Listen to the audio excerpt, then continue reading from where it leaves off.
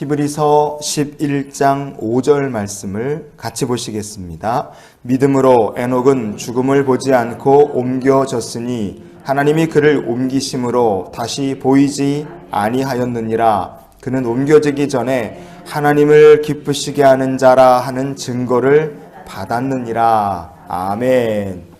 이 세상에 태어난 모든 사람, 모든 피조물은 때가 되면, 하나님이 정하신 때가 되면 다 죽게 되어 있습니다. 그게 하나님의 창조의 섭리고 법이기 때문에 그렇죠. 근데 오늘 본문에 보시면 에녹이란 사람, 정말 특별한 사람이란 거 우리가 볼 수 있습니다. 에녹은 죽음을 보지 않고 옮겨졌으니 그랬어요. 도대체 에녹은 어떤 사람이길래 하나님께서 그가 죽음을 보지 않도록 옮기셨는가? 무엇을 위해서요? 오늘 에녹의 이야기를 통하여 우리를 향하신 하나님의 마음을 같이 나눠보는 시간이 될 수 있기를 원합니다.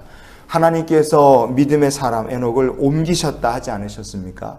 바로 주님의 말씀 가운데도 이 에녹을 옮기신 것처럼 비슷한 이야기가 있죠. 요한복음 5장 24절에 보면 주님께서 이렇게 말씀하셨어요. 내 말을 듣고 또 나 보내신 이를 믿는 자는 영생을 얻었고 심판에 이르지 아니하나니 사망에서 생명으로 옮겼느니라. 주님께서 이렇게 말씀하셨어요. 이 에녹이 죽음을 보지 않고 옮겨졌다 하는 것은 이 주님의 말씀처럼 하나님 아버지를 믿는 믿음으로 말미암아 그가 죽음을 보지 않고 옮겨졌다는 것을 우리가 볼 수 있습니다. 그래서 에녹이 죽음을 보지 않은 그 첫 번째 이유는 바로 믿음 때문이었다는 것을 우리가 볼 수 있죠. 그러면 구체적으로 에녹이라는 사람은 하나님을 어떻게 믿었느냐 이겁니다.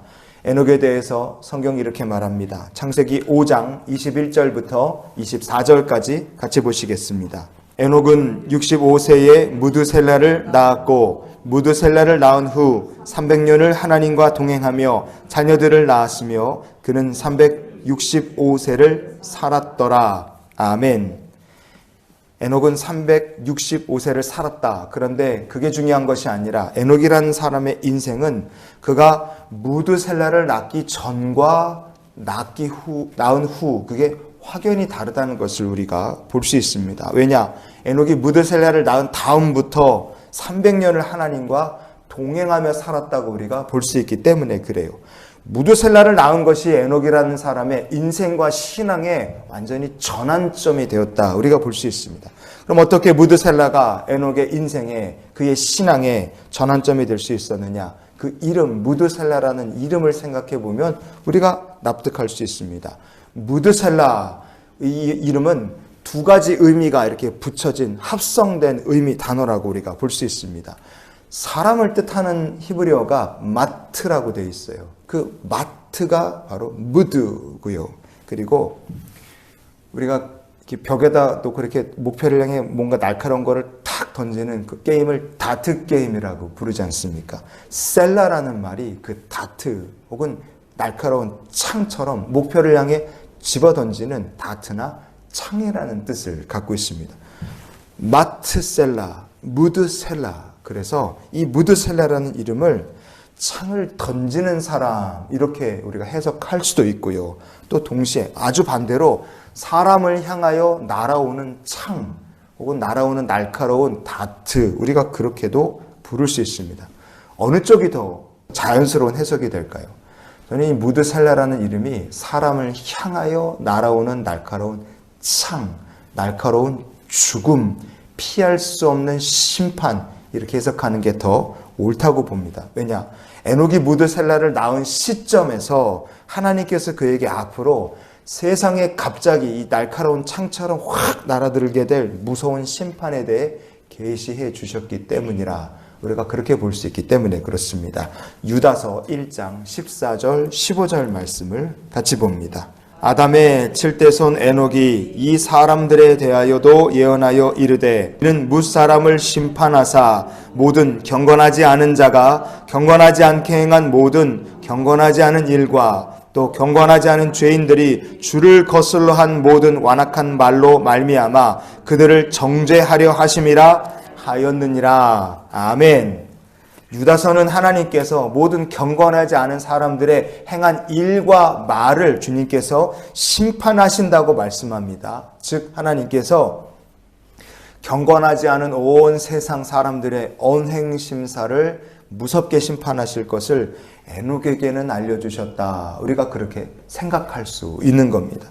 그런데 그 심판은 어떤 심판이냐? 확 죽이려는 것처럼 날아오는 무서운 창과 같은 심판인데 누구도 피할 수 없고 모두에게 임하는 심판이라 이거예요.